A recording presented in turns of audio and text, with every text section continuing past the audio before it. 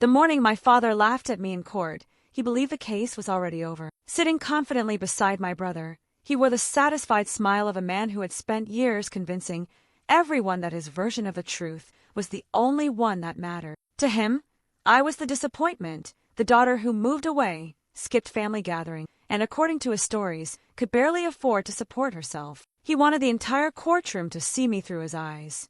The courtroom was small, yet every seat seemed filled with relatives who had accepted his words without ever questioning them. My aunts, uncles, cousins, and family friends had watched him slowly turn me into the family's cautionary tale instead of treating me like a daughter. As I walked through the doors, my father lifted his chin with a smug smile. "Well, look who finally decided to show up."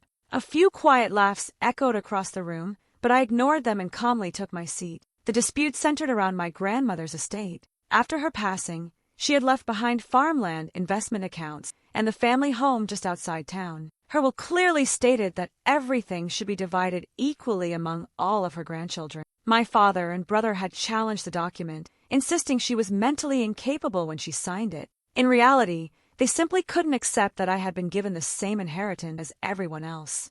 Their attorney addressed the court first, describing me as irresponsible, emotionally unstable, and absent from the family for years. He argued that I lacked the judgment to manage inherited property or financial assets. With every accusation, my father nodded proudly, as though he were watching a performance that had been carefully rehearsed. Then the lawyer mentioned my supposed financial struggles, and my father laughed loudly before saying, "She can't even keep up with her rent." The judge's expression immediately hardened, but my father was too entertained by his own remark to notice. I remained silent. Over the years, I had learned that some people never listen to understand another person. They only listen for anything that confirms the story they have already decided to believe. After a brief pause, the judge looked directly at me. "Miss Mercer, would you like to respond?" he asked. I slowly stood and replied, "Yes, Your Honor." My father leaned back in his chair, expecting me to embarrass myself. Instead, I walked to the clerk and handed over a neatly organized folder. The judge opened it, studied the first page carefully, then stopped. He adjusted his glasses, read it once more, and looked up at me with a completely different expression. "Colonel Emma Mercer?" he asked. "Yes, Your Honor," I answered calmly. He continued turning page after page. 24 years of distinguished service in the United States Army, multiple command positions, strategic operational leadership, and numerous commendations for exceptional service. The courtroom fell into complete silence, broken only by the sound of the judge turning the documents. My father's confident smile disappeared instantly. He stared at me in disbelief, as though he had just discovered he had never truly known his own daughter. My brother shifted uncomfortably in his seat, unable to hide his growing anxiety, while one of my cousins quietly lowered her eyes, unwilling to meet my father's gaze. After several long seconds, my father finally found his voice. My father finally broke the silence.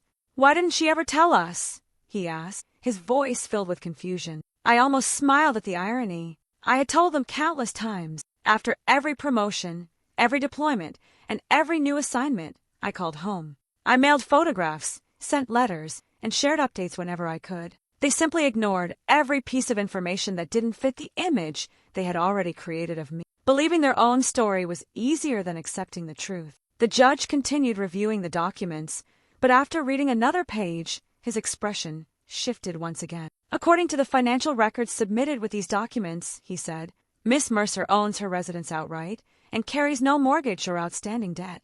A wave of whispers spread through the courtroom. My father's face lost all color, as if the ground beneath him had suddenly disappeared. Closing the file, the judge looked directly at my father. "Your daughter is financially independent, highly decorated for her military service, and has built an exceptional professional career. The allegations presented against her are not supported by the evidence before this court." For the first time that day, my father had nothing to say. Every argument he had repeated for years collapsed in complete silence.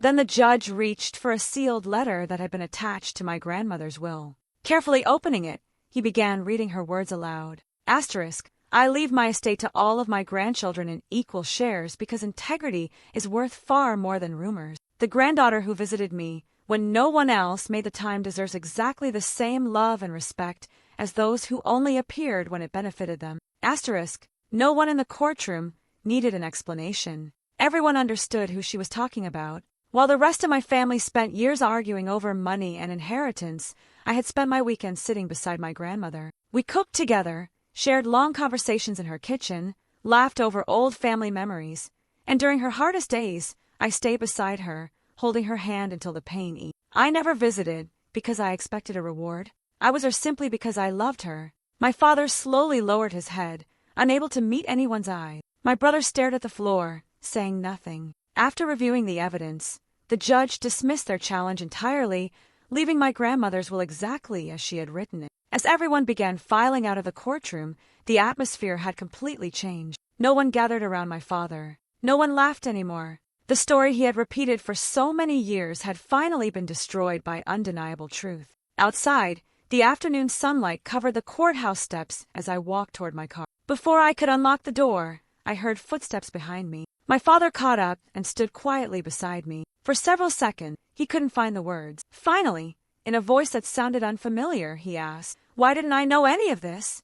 I looked at him calmly before answering. "Because you decided who I was long before you ever cared enough to find out." My words hit harder than any argument could have. He looked away, unable to defend himself. There was no excuse left to give, only silence.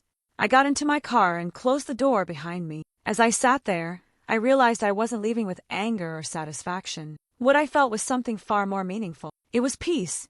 My grandmother often told me, the greatest victory is building a life that no longer needs anyone else's approval. Sitting in the driver's seat with the courthouse fading behind me, I finally understood exactly what she had meant. That day, my father finally saw the daughter he had spent years refusing to know.